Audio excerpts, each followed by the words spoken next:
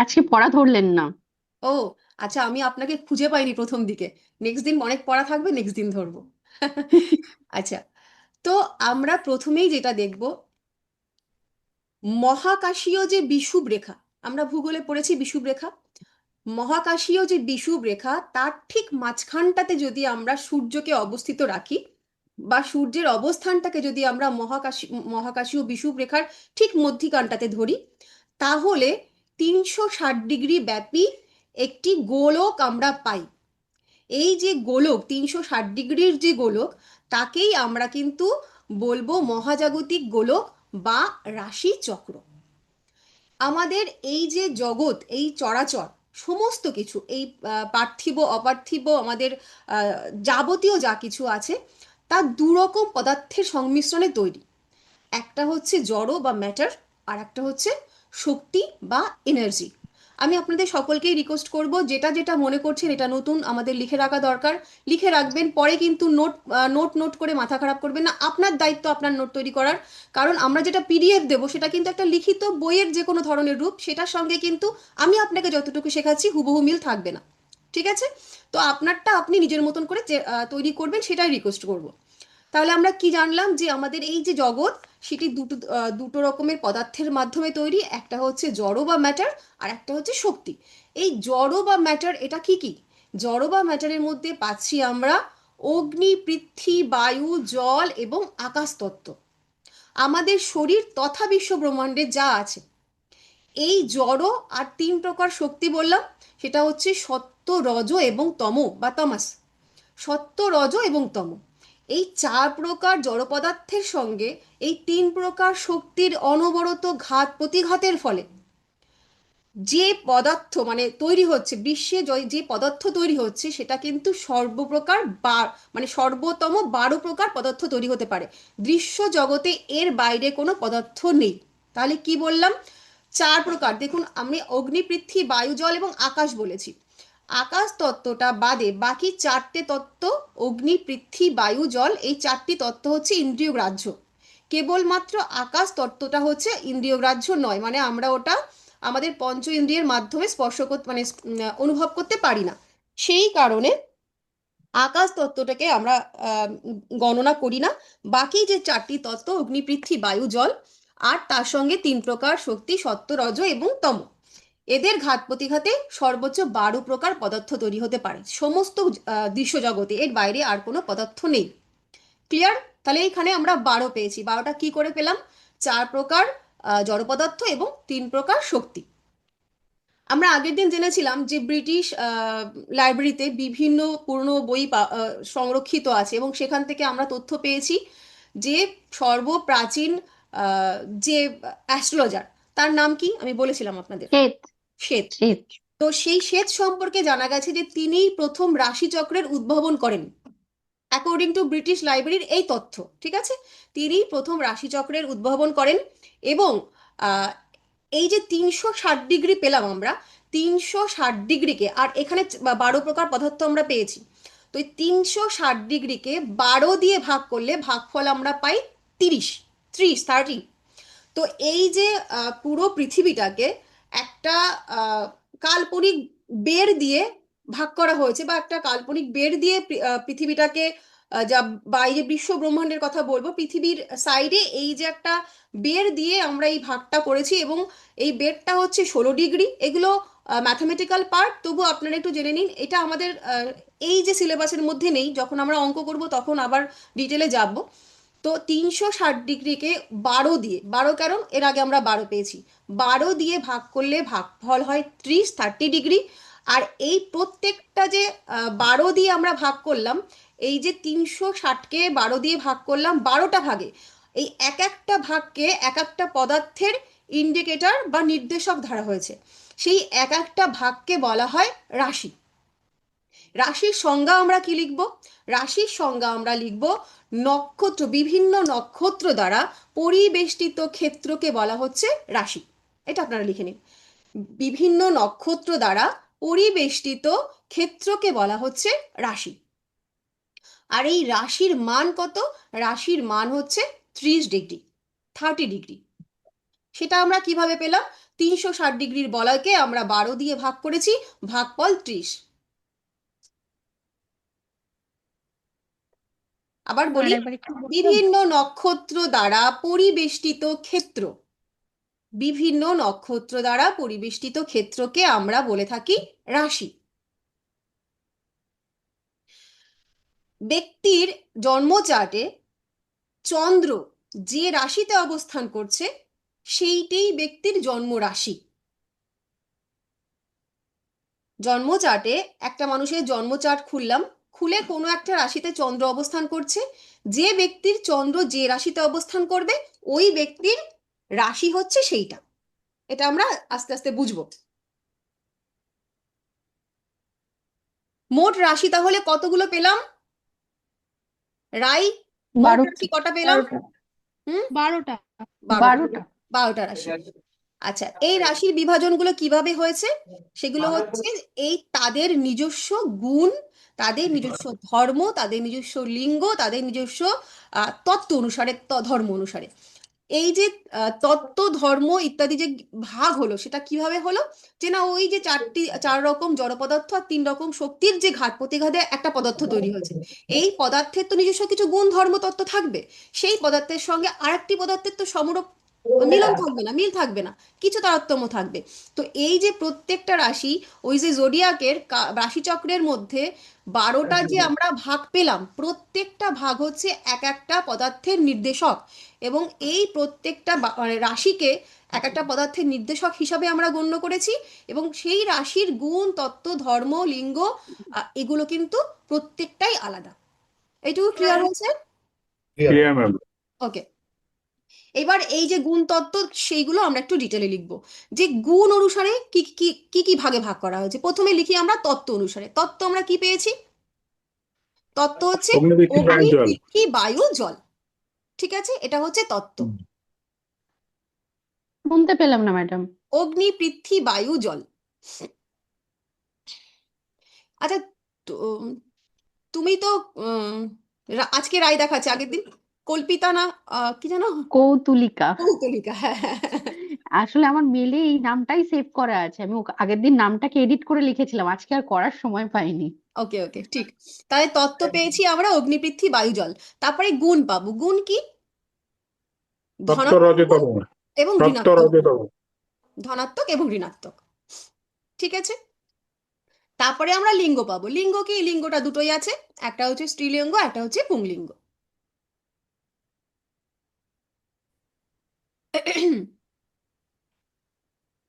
তারপরে পাবো হচ্ছে আমরা ম্যাম, শক্তি। আমি না মাঝে শুনতে পাইনি, একটুখানি মানে আপনাকে ডিস্টার্ব করলাম। হুম, আপনি গুণটা বললেন, আমার নেটটা মনে হয় একটু গুণ প্রবলেম গুণ হচ্ছে। গুণ বললাম। হ্যাঁ। গুণের কথা, হ্যাঁ। গুণ হচ্ছে ধনাত্মক এবং ঋণাত্মক। আচ্ছা, থ্যাংক ইউ ম্যাম। তারপরে লিঙ্গ, পুংলিঙ্গ এবং স্ত্রীলিঙ্গ।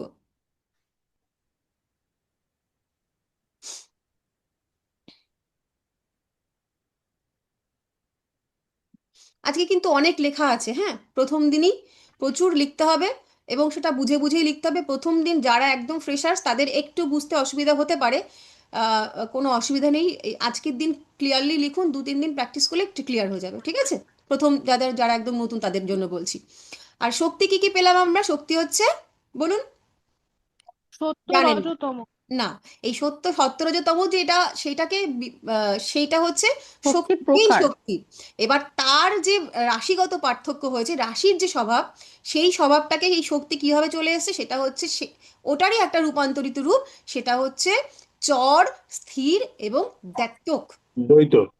হুম। চর, স্থির, দ্ব্যক্তক, দয়, ময়, জফলা, ত, ক, তয়, ব, ক।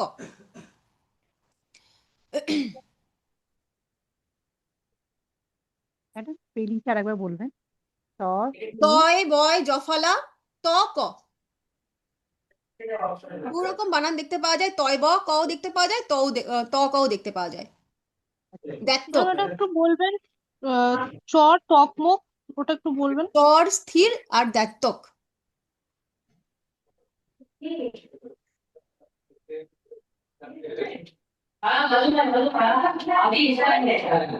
বাকিদের বলবো একটু মিউট করে দিতে, ব্যাকগ্রাউন্ড সাউন্ড আসে, খুব অসুবিধা হয় ক্লাসে। প্রত্যেকে মিউট করে দিন। হয়েছে? এইটুকু তো হয়ে গেছে সকলের। হুম। আচ্ছা।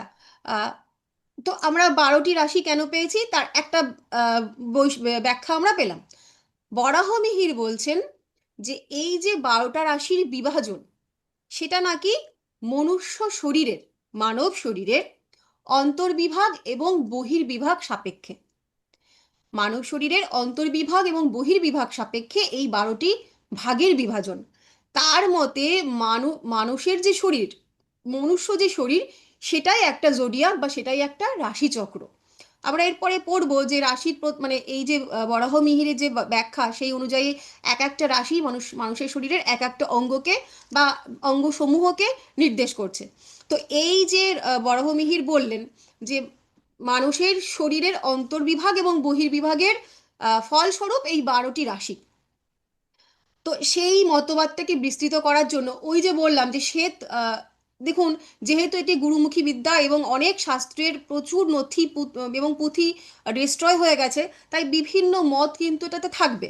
এই বিষয়ের এই সমস্ত কিছু জায়গাতে আপনারা পাবেন মতবিরোধ, একটা বইতে অন্য পাবেন তো একটা বইতে অন্য পাবেন। সার্বিকভাবে আমরা মোটামুটি জোগাড় করেছি, তার মধ্যে মতবিরোধ কিন্তু থাকবেই। তো ওখানে একটা আমরা মত পেয়েছি। আর এই কারণে ওখানে পেলাম কি যে শ্বেত প্রথম আবিষ্কার করেছিলেন রাশিচক্র, এবং ভারতীয় যে জ্যোতিষ, সেই জ্যোতিষে প্রথমে কিন্তু রাশিচক্র ছিল না। তারপরে এই যে বরাহমিহিরের পরে গিয়ে ওই রাশিচক্রটা ভারতীয় জ্যোতিষের মধ্যে কিন্তু ইনক্লুডেড হয়েছে। এবং এই রাশিচক্রটাকে মানে কি বলা হয়েছে যে না পরমাত্মার বা ঈশ্বরের প্রতিচ্ছবি, এইটা কিন্তু পরবর্তীকালে ইনক্লুডেড হয়েছে, যে এই রাশি চক্রটা আর কি, জোডিয়াকটা। এই জোডিয়াকের প্রথম রাশি সেটা হচ্ছে অগ্নিতত্ত্বের রাশি, সেটা মেষ, সেটা দিয়েই শুরু হচ্ছে। এবং শেষ রাশি সেটা হচ্ছে জলতত্ত্বের রাশি, সেটা শেষ হচ্ছে কোথায়, মীন রাশিতে। এবার আমরা এরকম একটা চার্ট ড্র করে নেব প্রত্যেকে।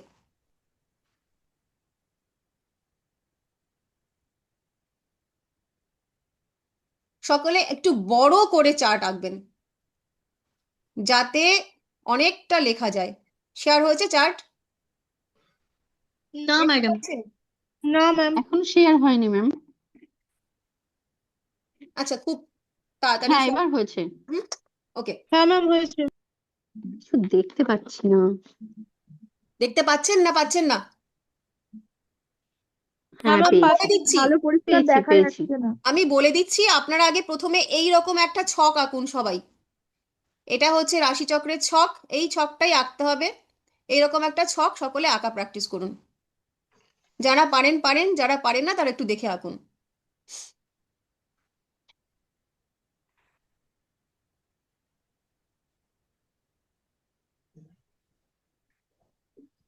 প্রথমে এই ছকটা আঁকুন, তারপরে লিখবেন।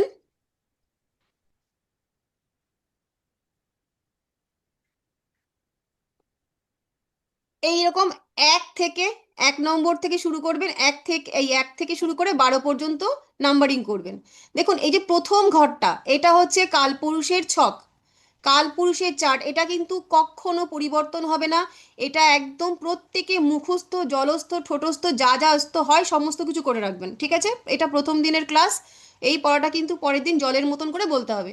এই প্রথম ঘরটা, এই ঘরটার রাশি, এটা এই প্রত্যেকটা মান, এইখান থেকে এইটুকু হচ্ছে 30 ডিগ্রি, পরেরটাও এখান থেকে এইটুকু হচ্ছে 30 ডিগ্রি, পরেরটাও এখান থেকে এইটুকু হচ্ছে 30 ডিগ্রি, ঠিক আছে? প্রথম যে 30 ডিগ্রি এইখান থেকে এই পর্যন্ত, এই রাশিটার নাম হচ্ছে মেষ রাশি। এই ঘরটার পুরো ঘরটাই হচ্ছে মেষ রাশিকে দেওয়া হয়েছে। এই পুরো ঘরটা মেষ রাশিকে দেওয়া হয়েছে। 1 নম্বর ঘর হচ্ছে মেষ রাশির, ঠিক আছে? মেষ রাশির ইংরেজি নাম আপনারা জানেন, যারা জানেন না তবু লিখে রাখুন, হচ্ছে এরিস। এরিস, AIRIES, এরিস। দেখুন, মেষ কথাটা এই বাংলার সঙ্গে ইংরেজির একটু সমস্যা হয়ে যায়। মেষ বললেই আমরা জানি মেষের সমার্থক শব্দ চলে আসে ছাগল বা ভেড়া, এরকম কিছু বলি আমরা। মেষ অর্থ ভেড়া। ভেড়া বলতে আমাদের চোখে কিন্তু ছোট ছোট এক ধরনের পশুকেই আমরা বুঝি, যাদের গায়ে বেশ রিঙ্কেল রিঙ্কেল পশম থাকে, ছোট্ট ছোট্ট হয়, দুপাশে দুটো শিং বেঁকানো থাকে, অনেকগুলো একসঙ্গে হাঁটে, সাদা সাদা রঙের হয়। এটা হচ্ছে ভেড়া। কিন্তু দেখুন, ইংরেজি নামটা যখনই পড়বেন, এরিস বলেছে, ল্যাম্ব বা শিপ বলেনি কিন্তু। এরিস কারা? এরিস হচ্ছে আলাদা আলাদা একটা প্রজাতি, যেটা কিন্তু পাহাড়ে দেখতে পাওয়া যায় এবং ওটা কিন্তু বেশ শক্তিশালী। আপনারা এরিস যারা চেনেন তারা জানবেন, এদের মাথায় মোটা মোটা দুটো শিং হয় এবং এরা কিন্তু প্রচণ্ড শক্তিশালী হয়, প্রায় বাফেলোর মতন। তো এই এরিসকে কিন্তু ওই মেষ দিয়ে, তার মানে ওই যে কি বললাম, ভেড়ার সঙ্গে গুলিয়ে ফেলবেন না। ভেড়া কিন্তু এরিস নয়, এরিস একটা আলাদা মেষ কিন্তু প্রচণ্ড শক্তিশালী একটা রাশি, ঠিক আছে? তো এর পরেরটা হচ্ছে এই যে 2 নম্বর রাশি, বৃষভ বা বৃষ রাশি। এই 30 ডিগ্রি বৃষভ বা বৃষ রাশি, ইংরেজিতে লিখবেন টরাস, TAURUS, টরাস, এই রাশিটা। 3 নম্বর রাশি মিথুন, এই ঘরটা হচ্ছে মিথুন রাশির ঘর, জেমিনাই, এই ঘরটা। 4 নম্বরে চলে আসুন কর্কট, ক্যান্সার, এই ঘরটা। 5 নম্বর রাশিতে চলে আসুন সিংহ, লিও, 5 নম্বর রাশি। 6 নম্বর রাশি হচ্ছে কন্যা, ভার্গো, VIRGO, ভার্গো। 7 নম্বর রাশি হচ্ছে তুলা, লিব্রা। 8 নম্বর রাশি হচ্ছে বৃশ্চিক, স্করপিও, এটা। 9 নম্বর রাশিতে চলে যান ধনু,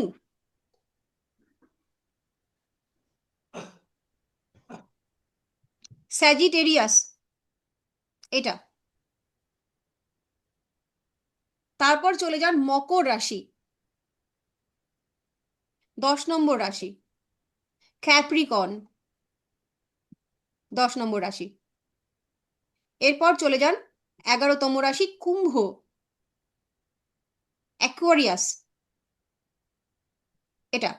এরপর শেষ রাশি 12তম রাশি, মীন রাশি, পাইসেস, PISSCES, এটা, SC। SCES। এই গেল টোটাল 12টা রাশি। তাহলে আমরা এটাকে কল্পনা করি একটা গোলক হিসাবে। এই গোলকটাকে দেখুন 30 ডিগ্রি করে ভাগ করে টোটাল আমরা 12টা পেয়েছি। এবার এই যে 12টা রাশি, এই প্রত্যেকটা রাশির কিন্তু গুণ, তত্ত্ব, ধর্ম, লিঙ্গ সব আলাদা। এর সঙ্গে এর কিন্তু কোনো মিল নেই। যে কারণে আমরা যখন জানি যে আমার মেষ লগ্ন, বা আমার যখন আমি জানি আমার কর্কট লগ্ন, আমার মিথুন লগ্ন, এই যে প্রত্যেকটা মানুষ ভিন্ন, তার কারণই হচ্ছে এই মানুষের, এই যে প্রত্যেকটা মানুষের লগ্ন যখন চেঞ্জ হয়ে যাচ্ছে, তার গুণ, তার ধর্ম, তার তত্ত্ব, তার বর্ণ সমস্ত কিছু চেঞ্জ হয়ে যাবে। পাশাপাশি আহ, একই মায়ের গর্ভে জন্মগ্রহণ করা দুটো যমজ সন্তানেরও আলাদা হতে পারে। তো সেই কারণে কিন্তু তার যদি আলাদা ব্যাখ্যা আছে, একই সময় জন্মগ্রহণ করলেই দুটো এক হয় না। তো এই হচ্ছে আমাদের রাশির বিভাজন, এইটুকু আপনারা সবাই বুঝে গেছেন। এরপর আমরা ভাগ করব। প্রথমে আমরা কি ভাগ করব, যে না ভাগ করি চর স্থির দ্যাতক, চর স্থির দ্যাতক, এটা আমরা ভাগ করব শক্তি অনুসারে। এই রাশিগুলোর মধ্যে কোন কোন রাশি হচ্ছে চর, কোন কোন রাশি স্থির, এবং কোন কোন রাশি দ্যাতক। চর মানে কি? চর দিয়ে কি বুঝলাম, যে সেটা হচ্ছে চড়ে বেড়ায়, সেটা স্থির না, সেটার মধ্যে চঞ্চলতা থাকবে। আর স্থির মানে স্থির, এটাতে নতুন বোঝার নেই। ব্যক্তক রাশি হচ্ছে তাদের মধ্যে দ্বৈত সত্তা থাকবে, অর্থাৎ সে কখনো চরের মতন, আবার সে কখনো স্থিরের মতন আচরণ করবে। তো সেই ক্ষেত্রে আমরা প্রথম রাশিটা নেব চর।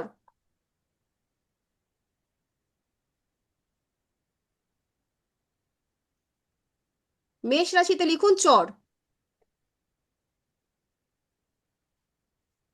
2 নম্বর রাশিতে লিখুন স্থির।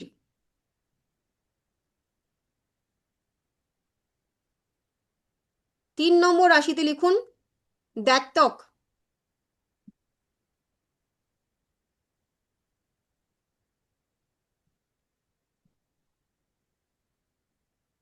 4 স্থির দ্ব্যর্থক।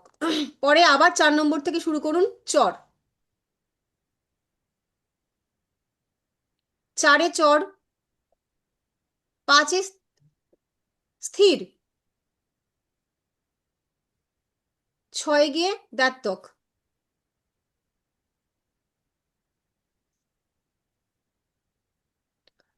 সাথে আবার চলে যান চর,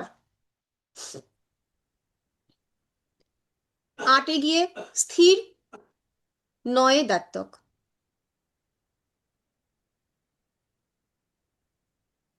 আবার 10-এ চলে যান চর, 11 স্থির, 12 দ্ব্যর্থক। তাহলে কোন রাশিগুলো এই যে 12টা রাশির মধ্যে কোন কোন রাশি চর, কোন কোন রাশি স্থির, এইটুকু আমরা পেলাম। এইটুকু দিয়ে একটা প্রেডিকশন শিখলাম যে মানুষগুলো এই লগ্ন বা রাশি, আমরা একটু আগে জেনেছি যে রাশি অর্থাৎ যে মানুষটার জন্মচার্টে চন্দ্র যে রাশিতে থাকবে সেটাই তার রাশি। রাশি অর্থাৎ একজন মানুষের মানসিক অবস্থা।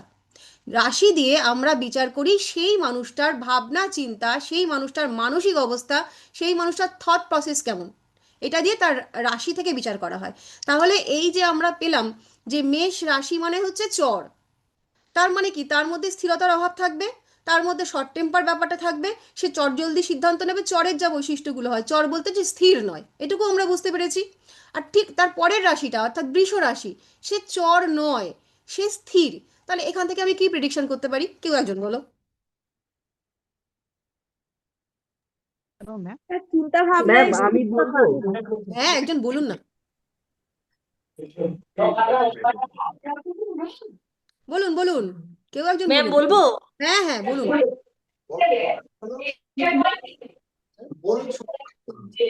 এত সময় লাগালে হবে না, ঝটপট বলুন, সময় পাবেন না কিন্তু, বলুন। ম্যাম ম্যাম বৃষরাশি যাদের হয় তারা খুব স্থির, খুব ধীর স্থির ভাবে সব পরিকল্পনা করে এগোয়। ব্যাস ওইটুকু হলেই বুঝবো, এইটুকু থেকে এইটুকু বুঝি। হ্যাঁ। তাহলে এটা বুঝলাম। আর এই জাতক রাশি, এটা বলুক তো শম্পা, এই জাতক রাশি থেকে কি বুঝলাম? কখনো শঙ্কর এই রাশিতে দুমুখী ভাব থাকবে, কখনো স্থির কখনো চর। হ্যাঁ, একদম এদের মধ্যে দ্বৈত সত্তা, কখনো স্থির কখনো চর, বলতে কি এদের মধ্যে দ্বি স্বভাব থাকবে, মানে হ্যাঁ, মানে সেকেন্ড মাইন্ড টাইপসের হ্যাঁ, থাকবে। এদের মধ্যে পজিটিভ নেগেটিভ দুটোই থাকবে, হ্যাঁ না এ থাকবে এরা সবসময়। এরা কখনো মানে ওই যে ধরো মেষ, তাকে যদি হুম। এই ধরো বিষবে স্থির বললাম, তাহলে একে যদি আমি, এ যদি হ্যাঁ বলে, তার মানে এর কাছে হ্যাঁ মানে হ্যাঁ। হ্যাঁ, না মানে না। কিন্তু হুম। বৃশ্চিক, এই যে মিথুন, মিথুনকে দ্ব্যর্থক বলা হয়েছে, এ কখনো হ্যাঁ কখনো না। ধরো একটা পরিকল্পনা করা হয়ে গেল, পিকনিক করবে, ও প্রথমে বলবে হ্যাঁ করব, পরে কি বলবে না করবো না, এই ব্যাপারটা কিন্তু এর মধ্যে। ঠিক আছে, ঠিক এইরকম আমরা প্রত্যেকটা যাদেরকে যাদেরকে স্থির পেয়েছি তার মধ্যে স্থিরতা বেশি, যাদের মধ্যে চর বেশি, চর পেয়েছি তাদের মধ্যে অস্থিরতা বেশি, এবং যারা দ্ব্যর্থক তারা হচ্ছে দ্বি স্বভাব যুক্ত। এটুকু ক্লিয়ার? হ্যাঁ ম্যাম। ওকে, এইবার চলে যাব। হ্যাঁ ম্যাম। হ্যাঁ বলো। আচ্ছা, এরপরে আমরা করব হচ্ছে বর্ণের বিভাজন। বর্ণ আমরা 4টে পেয়েছি, কি কি? ক্ষত্রিয়, বৈশ্য, শূদ্র এবং ব্রাহ্মণ। এখানে করব, প্রথমে হচ্ছে ক্ষত্রিয়। দেখো তোমরা, আমরা আগে ওই যেভাবে পড়েছিলাম যে ব্রাহ্মণ, ক্ষত্রিয়, বৈশ্য, শূদ্র, সেইভাবে কিন্তু এখানে বিভাজনটা হবে না। এখানে কিন্তু হবে ক্ষত্রিয়, বৈশ্য, শূদ্র এবং ব্রাহ্মণ, কারণ এই রাশিগত তারতম্যের জন্য প্রথম বর্ণটা হবে ক্ষত্রিয় বর্ণ, মেষ হচ্ছে ক্ষত্রিয় বর্ণ।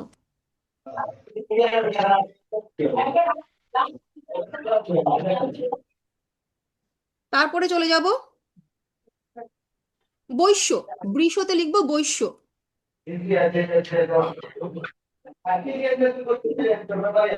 মিথুন চলে যাব শূদ্র।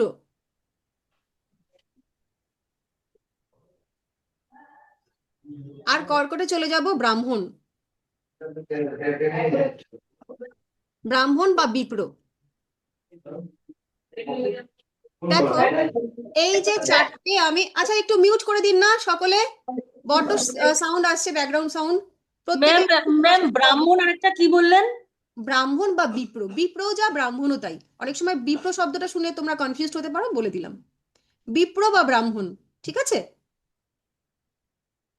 আচ্ছা দেখো প্রথম হচ্ছে কি দেখলাম, ক্ষত্রিয়। ক্ষত্রিয়দের মধ্যেকার স্বভাব কেমন? এরা হচ্ছে যুদ্ধংদেহী মনোভাব, তাই তো? এরা কিন্তু অ্যাকশনে বিশ্বাস করে, এরা অত ভাবনা চিন্তা করে না। এদের মধ্যে যখন যেমন রকম হুম বলুন।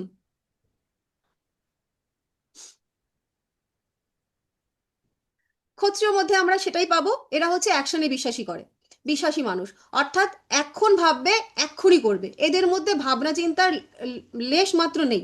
মানে এখন ভাববো, ভেবে ডিসিশন নিয়ে দেখবো কি হবে, এর মধ্যে যাবে না। হ্যাঁ তো হ্যাঁ, এক্ষুনি করব। এবং মেষ রাশি বা মেষ লগ্নের মানুষদের মধ্যে কিন্তু এই হঠকারিতা বা যুদ্ধংদেহী মনোভাব এদের মধ্যে কিন্তু অনেক পরিমাণ বেশি। একদম ক্ষত্রিয়দের যে স্বভাবটা হয়, আপনারা ক্ষত্রিয় বলতে যা বোঝেন, মেষ রাশি বা মেষ লগ্নের মধ্যে কিন্তু সেই স্বভাব বা বৈশিষ্ট্য থাকবে। তারপরে চলে গেলাম বৈশ্য। বৈশ্য থেকে আমরা কি দেখি? আমরা বৈশ্য বলতে বণিক বা ব্যবসায়ী শ্রেণীর মানুষজনদেরকে বুঝি। এখানে তার মানে কি বৈশ্য মানে সে ব্যবসায়ী হয়ে যাবে? সেইটা নয়। ব্যবসায়ীর যে গুণগত তত্ত্ব থাকবে, অর্থাৎ একজন ব্যবসায়ী সে কিন্তু লিটারেলি জ্ঞানী হয়, কারণ তাকে ব্যবসা করতে গেলে 3 ধরনের জ্ঞান রাখতে হয়, যে কোন প্রোডাক্ট আমি রাখবো, আমার কাছে যে কাস্টমার আসবে তার সঙ্গে বিহেভিয়ার আমার কেমন থাকবে, এবং অর্থনৈতিক সেন্স, বর্তমানে সামাজিক ব্যবস্থা সেখানে কি ধরনের অর্থনৈতিক আমি মানে নিয়োগ এবং বিনিয়োগটা করব, এই সেন্সটা তাকে থাকতে হয়। সুতরাং এই যে বৈষয়িক বুদ্ধি, ব্যবসার বুদ্ধি, তার মানে মানুষটা লিটারেলি জ্ঞানী, তার পার্টিকুলার সাইডে সে জ্ঞানী। এই স্থির মানে বৃষ রাশির মধ্যে কিন্তু সেই বৈশ্যর যে গুণ, সেই গুণতত্ত্ব দেখতে পাওয়া যাবে। তারপরে চলে আসি আমরা শূদ্র। শূদ্রের বিভাজন কেন হয়েছিল? না, এরা হচ্ছে কর্ম করতে বিশ্বাসী, মানে এদেরকে জীবনযাত্রাটা হচ্ছে কঠিন কর্ম করতে হয়। তারাই শূদ্র ছিল, যারা কিনা মনিব শ্রেণীকে মেনে নিয়ে তাদের জীবনযাত্রা অতিবাহিত করেছিল, অর্থাৎ তাদের সকলের উপরে একজন মনিব থাকবে বা মালিক থাকবে, তবেই সে শূদ্র।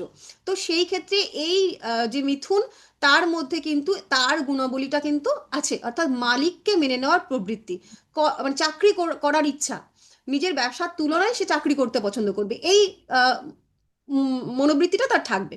তারপরে চলে যাচ্ছি কর্কটে। এটা হচ্ছে ব্রাহ্মণ। ব্রাহ্মণের স্বভাব কি? ক্ষমা, জ্ঞান এবং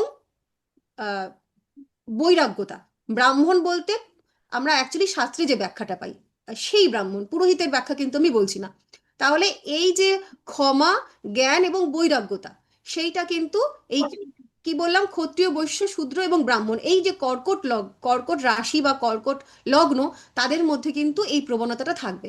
ঠিক এই 4টের পরে আবার এখান থেকে সিংহ থেকে শুরু করো ক্ষত্রিয়, এভাবে ঘুরে ঘুরে চলে যাও। আবার একই বৈশিষ্ট্যগুলো এই রাশিগুলোর মধ্যে থাকবে। লিখে নাও একটু এটা তোমরা: ক্ষত্রিয়, বৈশ্য, শূদ্র এবং ম্যাডাম বৈশ্যটা কি বলুন, বৈশ্যটা, কি বলবো? বৈশ্যর ক্যারেক্টারিস্টিকটা একটু কাইন্ডলি রিপিট করুন। আমি বলেছি, আপনি বৈশ্য, পরে একবার ভিডিও দিয়ে দেখে নেবেন, এতবার রিপিট করতে গেলে তো ওকে ক্লাস ওকে, শেষ হয়ে যায়। Thank you ma'am. হ্যাঁ, আপনারা পরে আবার একটু লিখে নিন। এটা ক্ষত্রিয়, তারপরে এটা বৈশ্য, মানে 6 নম্বর হচ্ছে বৈশ্য, 7 নম্বর হচ্ছে আবার শূদ্র, 8 নম্বর সে চলে গেল ব্রাহ্মণ, 9 থেকে আবার শুরু করবেন ক্ষত্রিয়, আবার তারপরে চলে যাব আমরা বৈশ্য, তারপরে চলে যাব আমরা শূদ্র, মিনেতে গিয়ে ব্রাহ্মণ। এটা এরকম গোলাকারে ঘুরুন।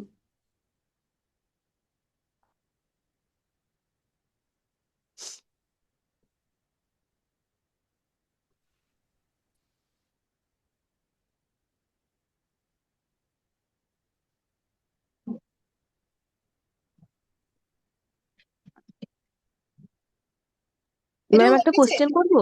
হ্যাঁ হ্যাঁ, বলুন। বলছি, তাহলে তো রাশি বেসিসে এক ধরনের বর্ণ আর লগ্ন বেসিসে আরেক ধরনের বর্ণ হয়ে যাবে, তাহলে একই ব্যক্তির মধ্যে দুটো হ্যাঁ, সত্তাই কি একটা কাজ মানুষ করবে? দেখুন না, আপনি ধরুন, হুম আপনি যখন শান্ত মস্তিষ্কে থাকেন, হুম। আপনি আপনি বলছি, মানে এটা না আপনাকেই না না, বলছি তা ঠিক নয়। আছে, হ্যাঁ হ্যাঁ তখন হ্যাঁ। আপনি শান্ত মস্তিষ্কে থাকেন, তখন ধরুন আপনি খুব জ্ঞানী, ঠিক আছে? আচ্ছা। হুম। যখন আপনি রেগে যান, তখন আপনার হিতাহিত জ্ঞান শূন্য হয়ে যায়। তাহলে আপনার হ্যাঁ মধ্যে হ্যাঁ, যৌথ সত্তা আছে তো, তবেই আপনি একদম এরকম। একদম। তো একটা মানুষের চিন্তা করার ক্ষমতা, একটা মানে লগ্ন থেকে আমরা বিচার করি তার দৈহিক গঠন, ঠিক আছে? আমি যখন আচ্ছা। ক্ষত্রিয় লগ্ন হব, তখন আমার চেহারা, আমার আকৃতি সেটা হবে ক্ষত্রিয়ের মতন। ধরুন আমার মন হয়েছে ব্রাহ্মণের মতন, মানে আমার ওকে। মধ্যে ক্ষমা, আমার মধ্যে ত্যাগ, আমার মধ্যে বৈরাগ্যতা থাকবে, আমার চেহারা হতে পারে ক্ষত্রিয়ের মতন, দেখে মনে হবে একদম যুদ্ধংদেহী মনোভাব, কিন্তু আমার মনটা একেবারে জলের মতন, হতেই পারে, সেটাই হবে। হ্যাঁ, হতে পারে। ঠিক আছে, সেটাই হবে। ওকে ওকে, থ্যাংক ইউ ম্যাডাম। হুম। হ্যাঁ, জগন্নাথ বাবু কিছু বলছেন?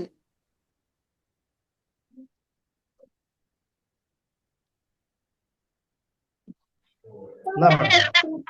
ওকে, আমি জগন্নাথবাবুকে থামাই। এই যে ধনু, ধনু থেকে আমরা কি কি পেয়েছি? চরস্থির দাঁতক থেকে একটা পেলাম, কি পেলাম?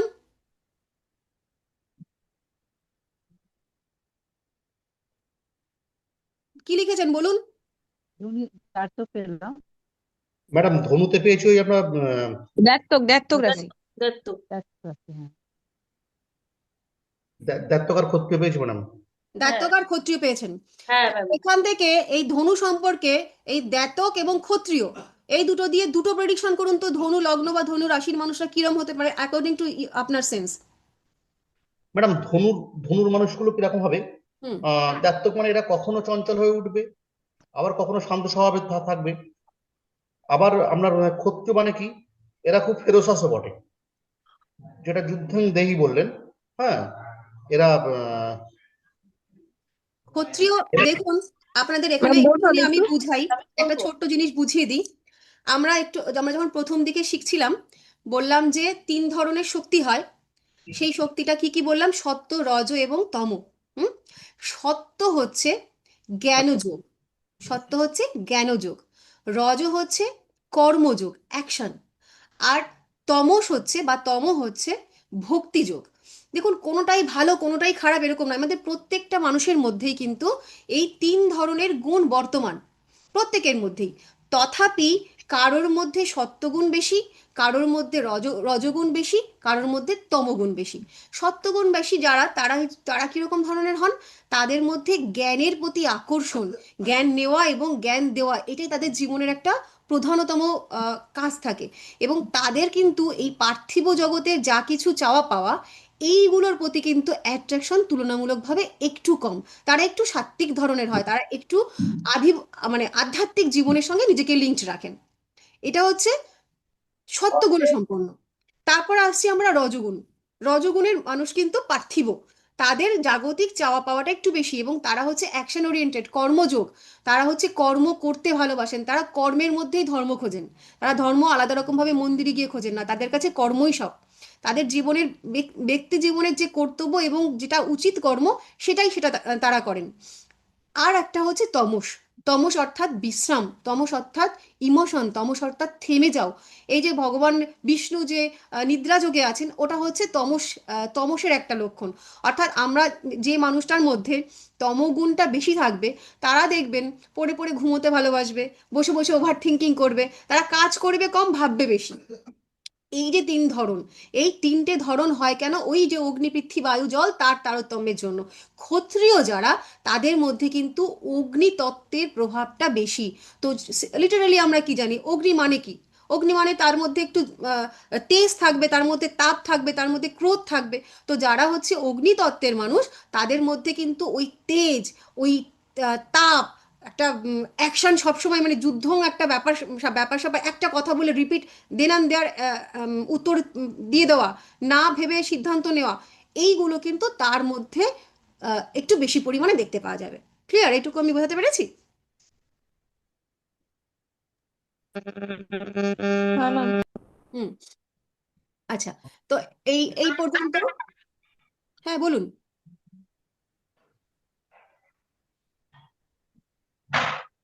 তো আমরা এরপরে প্রথমে এইটুকু পেয়ে গেলাম। এরপর আমরা লিখবো হচ্ছে দিক, কোন রাশি কোন দিককে নির্ণয় করে। তো প্রথমে লিখুন, মেষ রাশির ঘরে চলে আসি। মেষ রাশির ঘরে লিখুন পূর্ব,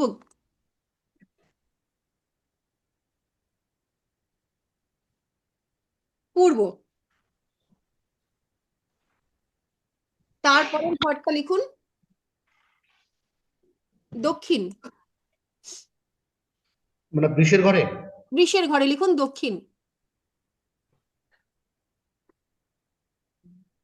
মিথুনের ঘরে লিখুন পশ্চিম। আর কর্কটের ঘরে লিখুন উত্তর। এটা কখন লাগে জানেন? যখন আপনার কাছে এসে প্রশ্ন করবে যে বলুন তো আমার কোন দিকে বিয়ে হবে, এই প্রশ্নটা আপনাদের কাছে আসবে যে আমার শ্বশুর বাড়িটা কোন দিকে হবে, আমার বাড়ির থেকে উত্তরে হবে না পশ্চিমে হবে না দক্ষিণে হবে। এই প্রেডিকশনটার সময় কিন্তু এই এই দিকগুলোর দরকার হয়। তাছাড়া শুভ দিক, ধরুন লগ্ন সাপেক্ষে আপনার প্রবেশ দ্বার বা আপনি যখন শুভ কাজে যাচ্ছেন, বের হচ্ছেন, তখন কোন দিকে কোন অভিমুখে আপনি মানে যাত্রা শুরু করবেন আপনার জন্য শুভ, সেটাও কিন্তু এখান থেকে নির্ণয় করা হয়। ঠিক আছে, এটাও আমাদের মনে রাখতে হবে কোন দিক। এটা একটু পুরো আবার ঘুরে লিখুন। তাহলে পূর্ব, 2 নম্বর হচ্ছে দক্ষিণ, 3 নম্বর হচ্ছে পশ্চিম, 4 নম্বর হচ্ছে উত্তর। আবার আমরা 5 নম্বরে গিয়ে লিখবো পূর্ব, 6 নম্বরে গিয়ে লিখবো দক্ষিণ, 7 নম্বরে গিয়ে লিখবো পশ্চিম, 8 নম্বরে গিয়ে লিখবো উত্তর, 9 নম্বরে আমরা আবার লিখবো পূর্ব, 10 নম্বরে দক্ষিণ, 11 নম্বরে পশ্চিম এবং 12 নম্বরে উত্তর।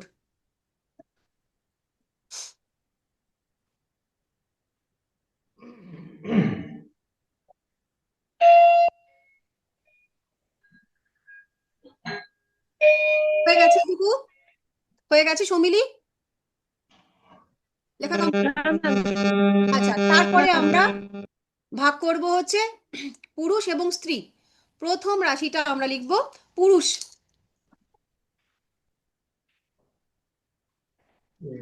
চেয়ারটা নিয়ে বসে ছিল।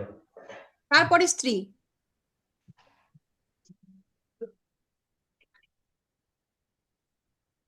তিন নম্বরে আবার পুরুষ, 4 নম্বরে স্ত্রী, 5 নম্বরে পুরুষ, 6 নম্বরে স্ত্রী, 7 নম্বরে পুরুষ, 8 নম্বরে স্ত্রী, 9 নম্বরে পুরুষ, 10 নম্বরে স্ত্রী, 11 নম্বরে পুরুষ এবং 12 নম্বরে স্ত্রী।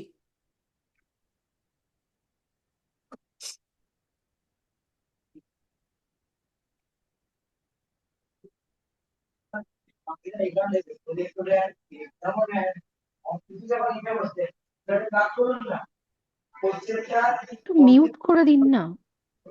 বাকিরা একটু মিউট করুন প্লিজ।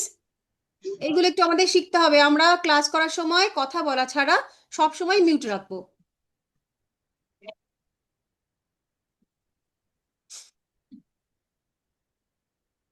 প্রণব বাবু একটু মিউট করে রাখুন, প্রত্যেকে মিউট করে দিন।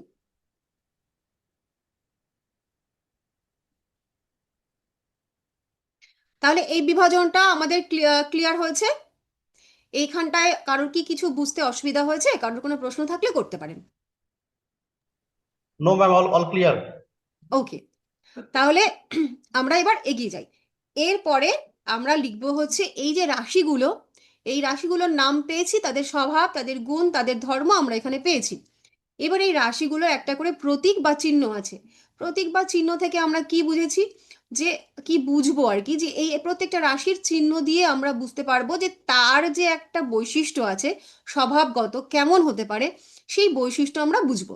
আচ্ছা, এখানে একটা প্রশ্ন তৈরি হতে পারে যে এই যে আমরা যে শুনলাম যে মহাকাশে কতগুলো নক্ষত্র তারা রয়েছে এবং সেই নক্ষত্রগুলোকে কাল্পনিক রেখা দ্বারা যদি আমরা ড্র করি, তাহলে গিয়ে এক একটা চিহ্ন তৈরি হচ্ছে। এই চিহ্নগুলো দিয়ে এই যে এই রাশিগুলো, মানে এই যে রাশিগুলোকে আমরা দেখলাম, কারোর নাম মেষ, কারোর নাম বৃষ, কারোর নাম মিথুন, এগুলো তো পেয়েছি।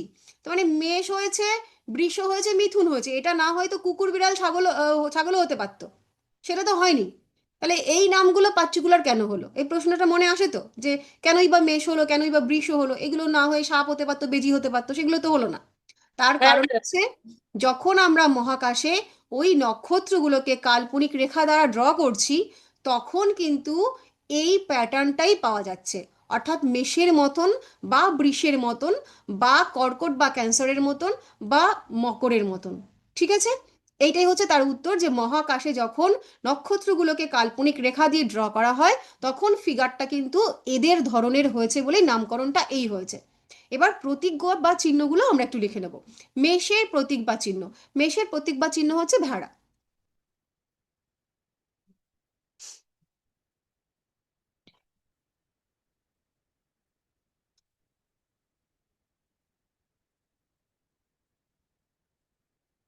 আচ্ছা, বৃষের ষাঁড়,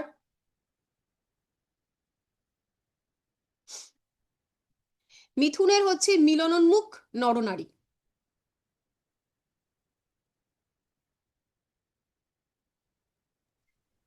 ম্যাডাম বাবু সিম্বলগুলো কি দিচ্ছ না আসবে। প্রণব বাবু কি আগে কোথাও শিখেছেন, মানে ধারণা আছে নাকি নতুন? শোনা যাচ্ছে না, আনমিউট করুন। এবার আনমিউট করুন, এতক্ষণ আনমিউট করে রেখেছেন, এবার কিছু শোনা যাচ্ছে না।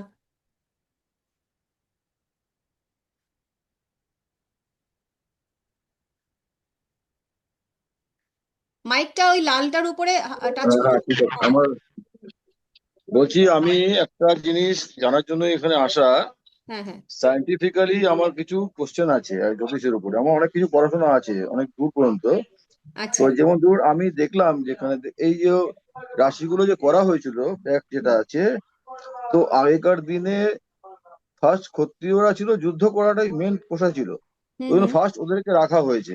হুম সেকেন্ড ওদেরকে সাপোর্ট করার জন্য কেউ এসেছিল, তারা বৈশ্য টাইপে এসছে, হুম এবং তাদের পরে জাতিভেদ হয়ে লাস্টে ব্রাহ্মণরা এসছে, সান্টা এসছে। কিন্তু ফ্যাক্ট যেটা হয় এখন তো ক্ষত্রিয় বলে কিছু হয় না, এখন ক্ষত্রিয় বলতে বিজনেসম্যান যদি ধরি আমি যে মানে ক্ষত্রিয় তো এখনো হয়, আর্মি ম্যান, পুলিশ ম্যান, না সামরিক আর্মিরা বাহিনীতে তো যারা আছেন। আর্মিরা যেটা হয় সেটা তো একটা সার্ভিস করে, দ্যাট ইজ নট দেয়ার না। তার আর্মিদের মধ্যে যেমন ধরুন প্রোটোকল যেমন আছে, আমলা যারা আছে যারা চালাচ্ছে, যা ব্রিগেডিয়ার বা যারা আছে, আর্মি তো কোনো রোলই নেই, যারা যুদ্ধ করতে পারে যুদ্ধ করে দেয়, না রোল না নেই, কথা বলতে দেখুন পারে না। প্রণব বাবু, এখানে বলতে হবে যে বৈশিষ্ট্যটা মানুষ ক্যারি করছে। একজন আর্মি হতে গেলে তার মধ্যে ক্ষত্রিয় ধর্মটা অবশ্যম্ভাবী থাকতে হবে। মানে আর্মি হতে গেলে তাকে যে ক্ষত্রিয়ের যে বৈশিষ্ট্যগুলো, সেটা যদি সে না হতে পারে, তার মধ্যে যদি না থাকে, সে কিন্তু আর্মি বা পুলিশম্যান হতে পারবে না।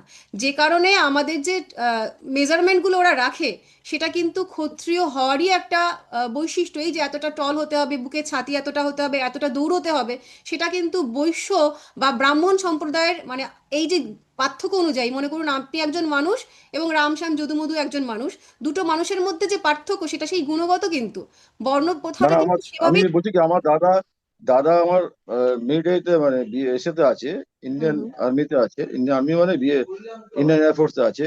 তো আমারও পরীক্ষা দিয়ে হয়ে গেছিল গিয়ে, হুম হুম বাট অ্যাকচুয়ালি আমার তখন একটা ওপেন হার্টের জন্য আমার আটকে গেছিল, বাট আমিও পাস করেছিলাম হুম হুম আর্মি, সেই ইন্ডিয়ান এয়ারফোর্সে ঢোকার জন্য।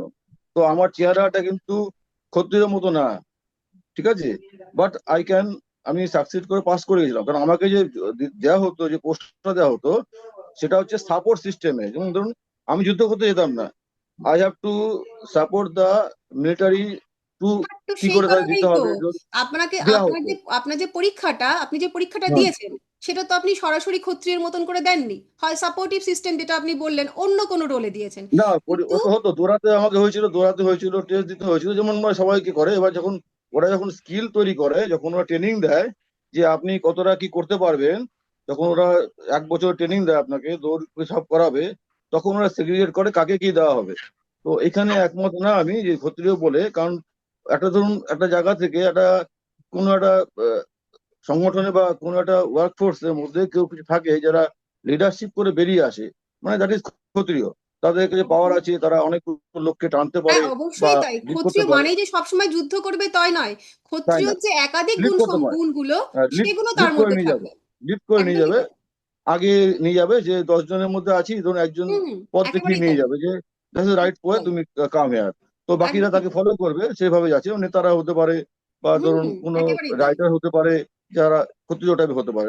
রাইটার একটা ক্ষত্রিয়ের অনেক লেখা দিয়ে সে বৈশিষ্ট্য আছে, অনেক বৈশিষ্ট্য বৈশিষ্ট্য আছে। আছে, এবং যারা ক্ষত্রিয় রাশি বা লগ্ন, তাদের মধ্যে দেখুন প্রত্যেকটা আহ, আহ, এই যে প্রত্যেকটা জিনিস আমি বলছি, সেটা গুণ হতে পারে, তত্ত্ব হতে পারে, তত্ত্ব একাধিক কারকত্ব, সেই ইয়েস, প্রত্যেকটা তো বলা সম্ভব নয়। ইয়েস, কিন্তু এই গুণগুলো সেই মানুষটার বলা মধ্যে সম্ভব থাকে, নয়। এমন নয় প্রত্যেক ক্ষত্রিয় যুদ্ধ করতে যাবে, কিন্তু প্রতিবাদী সে হবেই, ইয়েস, ইয়েস, সে নতুন তৈরি ইয়েস, করার মানসিকতা তার থাকবেই।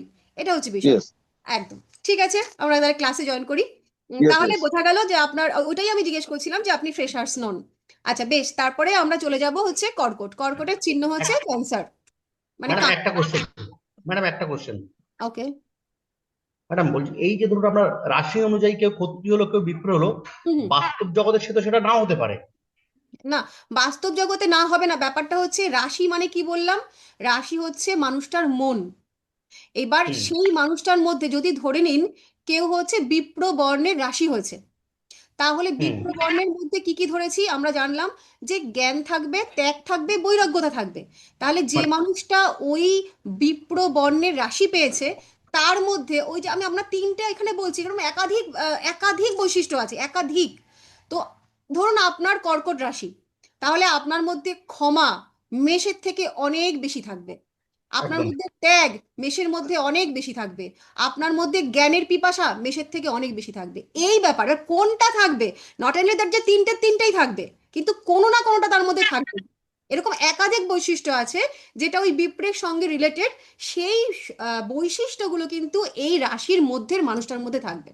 তার মানে সবকটাই থাকবে এমন না, যেটা উনি বলছিলেন প্রণব বাবু, যে ক্ষত্রিয় মানেই সে যুদ্ধ করতে চলে যাবে এমন না, সে প্রতিবাদী হবে, সে নতুন তৈরির প্রতি আগ্রহী হবে, পুরনোকে ভেঙে ফেলার মতো মানসিকতা থাকবে, সে লিডার হবে, এরকম। তাই মানে কি সবাই একটা ক্ষত্রিয় মানে সে সব হবে, তা তো সেটা পসিবল না, কিন্তু কিছু একটা অবশ্যই হবে। ঠিক আছে, ক্লিয়ার? আচ্ছা, তারপরে আমরা চলে গেলাম সিংহ। সিংহর চিহ্ন সিংহই। ম্যাম, ম্যাম মিথুনে কর্কটের মিথুনের চিহ্নটা কি চিহ্নটা একটু হবে? বলবেন? মিলনোন্মুখ নরনারী, ম্যাম মিলনোন্মুখ কর্কটে, নরনারী। হ্যালো ম্যাম, ম্যাম কর্কটে কর্কটে কি হবে? কর্কট কাঁকড়া, কাঁকড়া ক্যান্সার।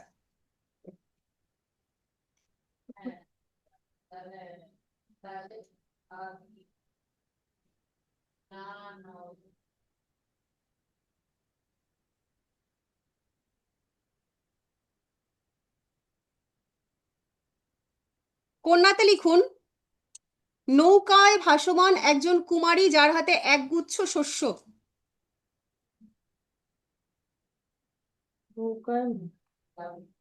ভাসমান নৌকায় একজন কুমারী যার হাতে একগুচ্ছ শস্য।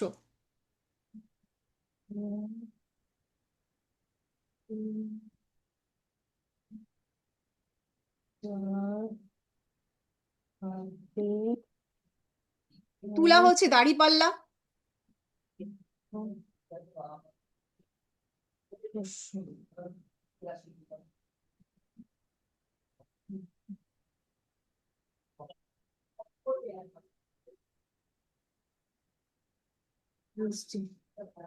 বৃশ্চিক লিখুন কাঁকড়া বিছে, স্করপিও।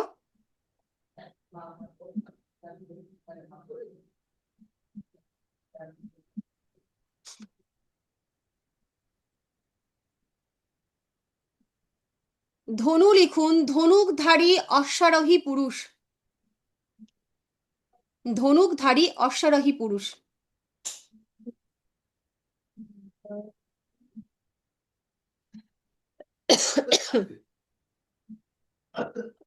মকর, বৃহদাকার মৎস্য যার অর্ধেকটা ছাগলের মতন এবং অর্ধেকটা মৎস্যের মতন, ঊর্ধ্বভাগ হচ্ছে ছাগলের মতন।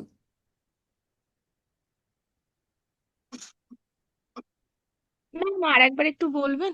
হ্যাঁ হ্যাঁ, কোনটা? উম, মকর একবার বলবেন? বৃহদাকার মৎস্য যার ঊর্ধ্বভাগ হচ্ছে ছাগলের মতন এবং নিম্ন ভাগ হচ্ছে মৎস্যের মতন।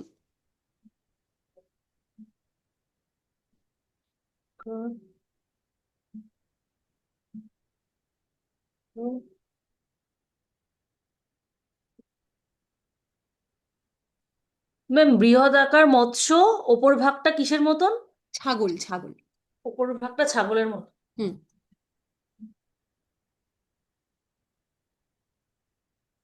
পুরো একটা মৎস্য না? উপরটা ছাগল, লেজের দিকটা মৎস্য।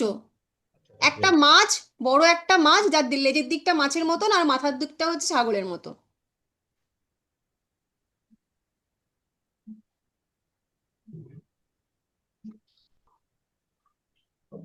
তারপরে কুম্ভ লিখুন, জলপূর্ণ কলস কাঁধে পুরুষ, একজন পুরুষ যার কাঁধে একটা কলসি নেওয়া যেটা জলপূর্ণ।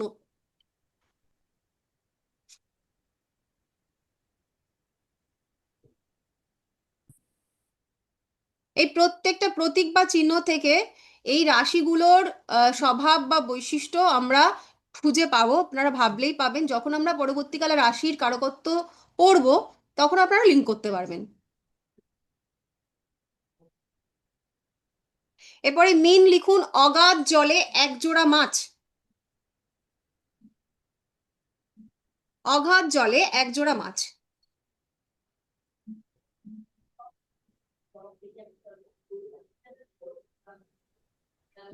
ম্যাডাম মিথুনটা একটু বলবেন, মিথুনটা মিস হ্যাঁ, করে মিলন গেছি। উন্মুখ নরনারী, মিলন উন্মুখ নরনারী।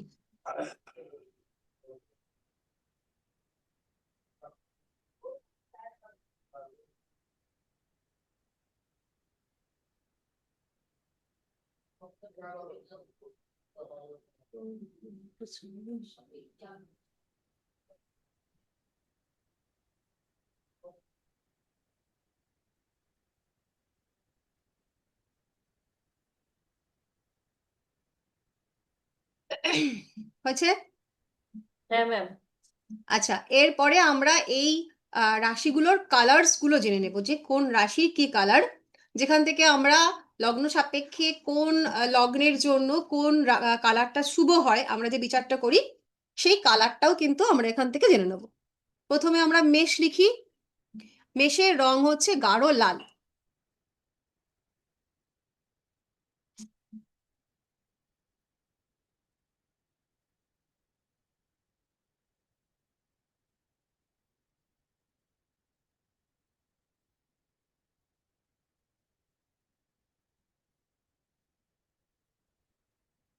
বৃষ হচ্ছে নীলাভ সাদা, ব্লুইশ হোয়াইট যেটাকে বলে, নীলাভ সাদা।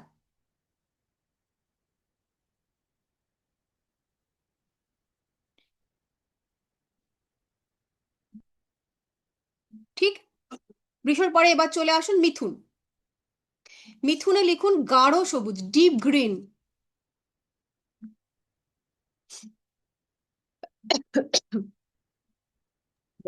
ম্যাম এক্সকিউজ মি, এটা কি রাশি অনুযায়ী রং বলছে? হ্যাঁ হ্যাঁ, রং কালার্স। রাশিটাই যখন লগ্ন হয়ে যাবে তখন ওটা লগ্ন অনুযায়ী কালার হবে। ঠিক আছে? আচ্ছা আচ্ছা। এই রাশিগুলোর কার কি কালার সেটা লিখবেন। ম্যাম রাশিটা কালার হয়ে যাবে মানে একটু বুঝলাম না, মানে রাশিটা এই যে লগ্নে প্রত্যেক 12টা কি রাশি আবার পেয়েছি তো, পরিবর্তন হয়ে যায়? প্রত্যেকটা রাশি পেয়েছি, তাদের হুম। রাশিগুলোর মধ্যে গুণ ধর্ম তত্ত্ব সব আলাদা, সেই অনুযায়ী মহাকাশে তাদের কালারটাও আলাদা হয়েছে, সেই কালারটা আমরা নেব। ঠিক আছে? ক্লিয়ার? ম্যাম বলছি রাশি কালার আর লগ্নের কালার দুটো কি একসঙ্গে, এক মানে এক দুটোই এক কি তাহলে একই হয়ে যাবে? একই। রাশির কালার এটা আমরা রাশি হিসাবে জানছি, এখনো তো রাশিতে আছি, আমরা লগ্নে পৌঁছইনি। এইগুলোই যখন মানুষের লগ্ন হয়ে যাবে তখন সেম কালার সেম থাকবে। ঠিক আছে? একটা না মানুষের তো ধরুন কালার আলাদা, কারোর রাশি লগ্ন মানে আলাদা রাশি আর রাশি লগ্ন আলাদা, আলাদা তখন আলাদা। কি করে হবে? তখন লগ্ন যখন আমরা বিচার করব, বিচারে যখন হুম। ঢুকবো, তখন আর রাশি ভিত্তিক বিচারটা হবে না, তখন বিচারটা আমাদের সব লগ্ন সাপেক্ষেই করতে হবে।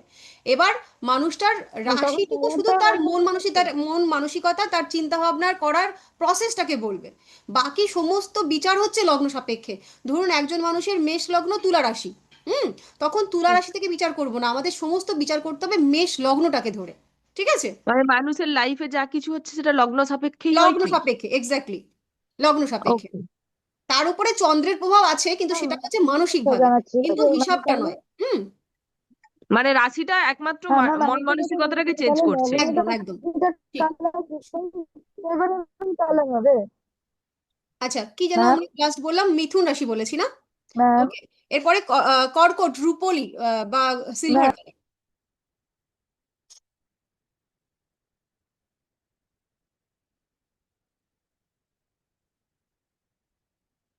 সিংহ গোল্ডেন, সোনালী।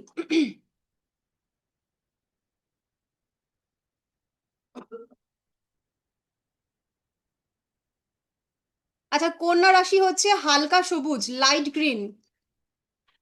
আমরা মিথুনে পেয়েছিলাম, ওটা হচ্ছে বলেছিলাম ডিপ গ্রিন, আর কন্যাতে যখন চলে আসে তখন ওটা লাইট গ্রিন হয়ে যাবে।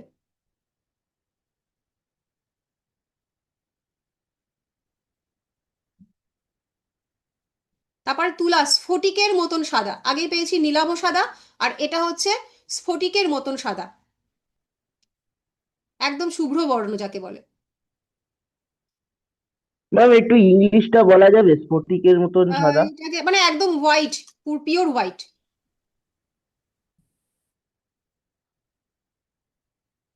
ওটা ব্লুইশ হোয়াইট ছিল, এটা পিওর হোয়াইট।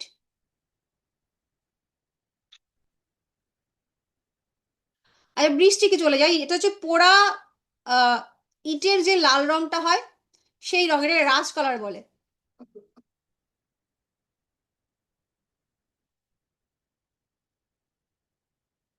পোড়া লাল রং। কি বললেন আবার একটু বলেন, মানে ওই পোড়া ইটের কি? পোড়া ইটের যে লাল রংটা হয়, পোড়া ইটের রং লিখে রাখো, তাহলেই হবে।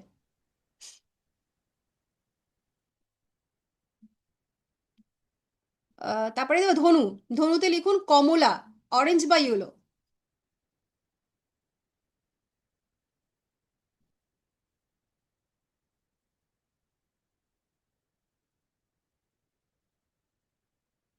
তারপরে মকর লিখবো আমরা ডিপ ব্লু কালার।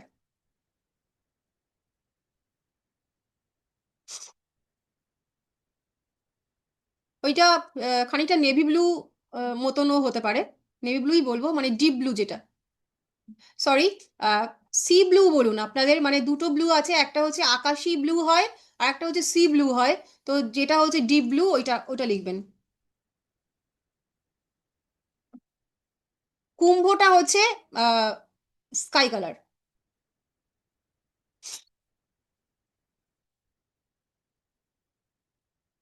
তারপর চলে যান মিনে, শেষ কালার ধূসর রং, ধুলো মাটির রং যেটাকে বলে, ধূসর কালার, গ্রে কালার।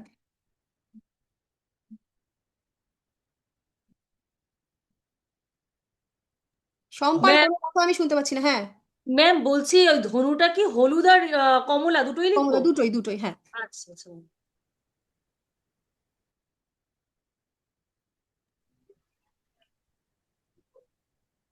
ম্যাম আচ্ছা, মকরটা একবার বলুন। হ্যাঁ কোনটা মকরটা বলবো? মকর মকর মকর হচ্ছে ডিপ ব্লু, ডিপ ব্লু।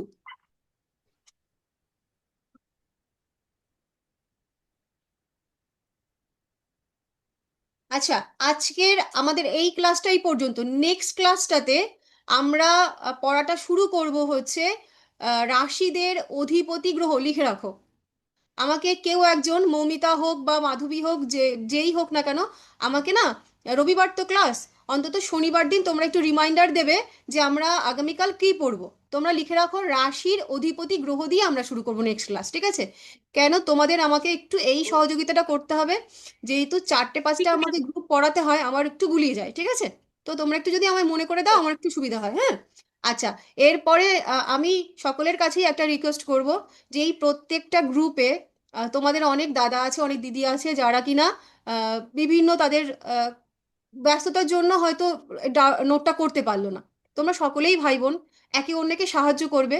যে মনে করো যে আমার হাতের লেখার বড় বালাই কম, ইঁদুর বেড়াল দৌড়ায় না, তাদেরকে আমি রিকোয়েস্ট করব যে তার নোটটা একটু গ্রুপে শেয়ার করে দিতে। প্রত্যেক দিনই কেউ না কেউ এটা করো, মানে একজনই করে যাবে আর কেউ করবেন এটা নয়। আজকে যেমন জগন্নাথকে বলবো নোটটা শেয়ার করে দিতে, হ্যাঁ, নেক্সট দিন অনিন্দিতা করবে, পরের দিন মৌমিতা করবে। এটা প্রত্যেকদিন তোমরা একটু করে নেবে, তাহলে কি নিজেদের যে ভুলচুকগুলো, যে আমি কোনটা করতে বলেছি ভুলে গেছি, সেটাও তোমরা একটু ঠিক করে নিতে পারবে। আর অন্যকে দেখে তোমাদের মধ্যেও না একটু ক্রিয়েটিভিটিটা বাড়বে, যে ও জগন্নাথ এত করে ভালো করে লিখেছে, তাহলে আমি একটু চেষ্টা করবো। এতে করে তোমাদের সামনে যখন পরীক্ষাটা আসবে, আজকে তোমরা ফার্স্ট মান্থ রান করেছো, দেখতে দেখতে কিন্তু 5 মাস চলে যাবে, আর পরীক্ষার দিন কিন্তু 5 ঘন্টা লিখতে হবে। তো বাংলায় বাংলায় বাংলা, ইংলিশে, হিন্দিতে, যা হিন্দিটা লিখো না, ওটা আমাদের বুঝতে একটু সুবিধা হয়, অসুবিধা হয়, ইংলিশ বাংলা দুটোই লিখতে পারো। হ্যাঁ, তো আচ্ছা আচ্ছা, আমি পাঁচ বাংলা হাতের ঘন্টা লেখা কিন্তু একদম লিখতে বাজে। হবে। একটা জিনিস প্রথম আমরা যখন বলি যে 5 ঘন্টা টাইম দেবো, তো